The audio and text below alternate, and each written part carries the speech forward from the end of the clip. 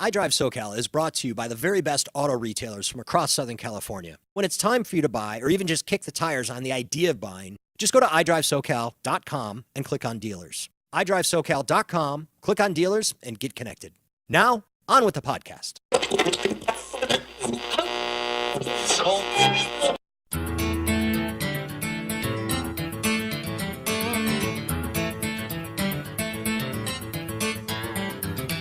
Welcome to iDriveSoCal, the podcast all about mobility from the automotive capital of the United States, Southern California. I'm Tom Smith, and in this episode, we're talking about automated driving. Specifically, we're going to identify the different levels of automated driving. But before we can do that, we need to frame the rather complex issue. We hear a lot about driver-assisted technology, driverless technologies, robotic cars, autonomous vehicles, and the like. Personally, I get excited about all of it, and I can't wait for it to get here. But the reality is that some automated driving technology, depending on how you look at it, a lot of it actually is already here. The topic can be confusing because of the definition of the different levels of automation that fall under the umbrella of quote-unquote automated driving. The topic can also be confusing because there's many different major industries and organizations dealing with it, and they all have skin in the game, so to speak. First, you have the for-profit companies that want to bring automated driving technology to you and me, the consumers. That includes traditional automotive manufacturers like General Motors, newcomers to automotive manufacturing like Tesla, but it also includes technology companies like Google's self-driving arm Waymo and Uber. Then there's the existing federal government agencies that need to keep us safe by managing their current domains, but still accepting, if not embracing, the future. These entities include NHTSA, the National Highway Traffic Safety Administration, and NTSB, the National Transportation Safety Board. Both of these organizations were on the scene to investigate a Tesla crash here in LA just a few weeks ago. And then we have the different states in the US deciding what they're going to allow and not allow. And that's even been an issue just from a perspective of testing technology that would eventually be implemented. For example, Arizona has become the beneficiary of companies moving there to test automated driving tech that California has wanted to move more slowly in allowing. And let's not forget groups like Consumer Watchdog, who we spoke to a couple weeks back. They're basically saying, hey, this is all great, but let's proceed with caution because this is a very big, hairy issue. I might be forgetting something or some group, but you get the point. The topic of automated driving is big. There's a great deal at stake for powerful groups. And because of that, it's been and will probably continue to be quite a fluid situation. With all that in mind, there's one more group to mention.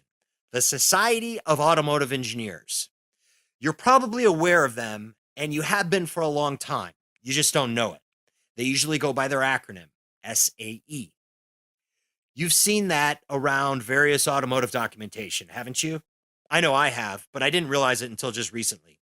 Anyway, SAE, the Society of Automotive Engineers, is relevant here because just a couple years ago, NHTSA, the National Highway Traffic Safety Administration, decided to accept SAE's definition of the various levels of automated driving.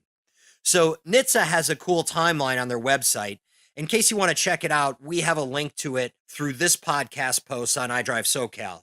Now, NHTSA refers to automated driving technologies as vehicle safety features or safety technology. And that's fair, all things considered. But that can also further confuse the issue.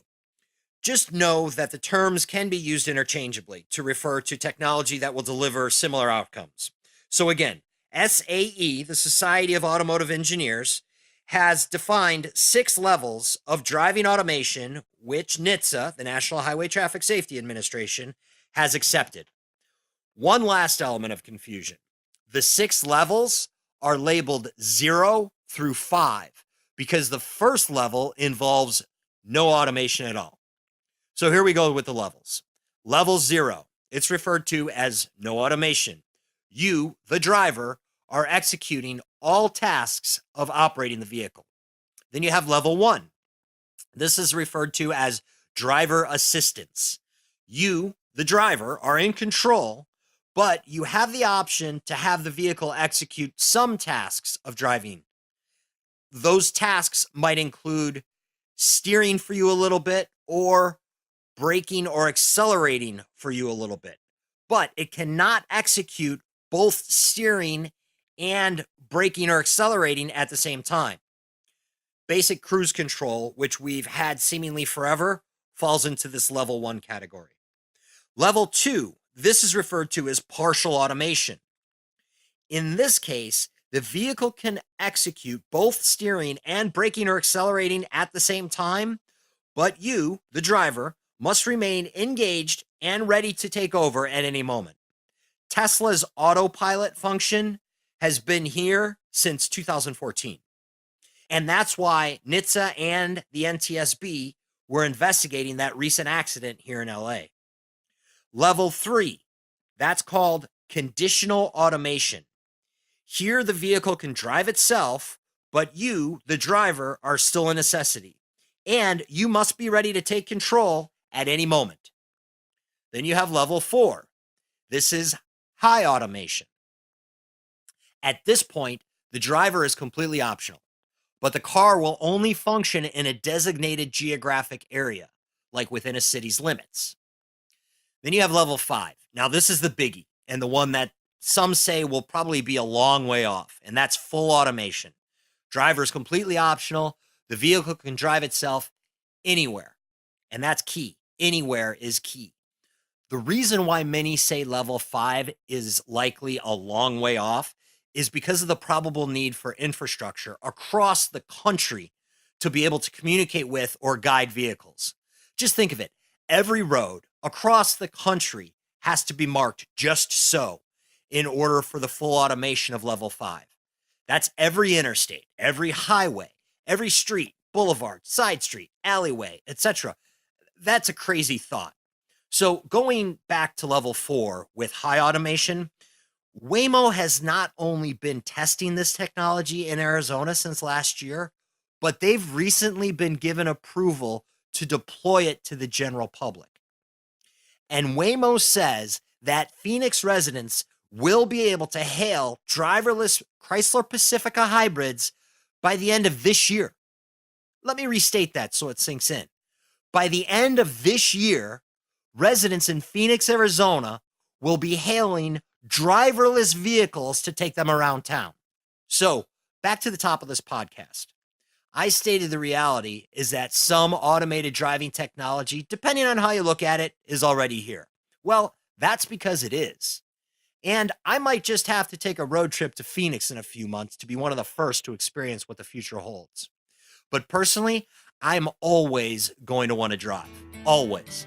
I love it. Just not the traffic congestion. For iDriveSoCal, I'm Tom Smith. Thanks for listening.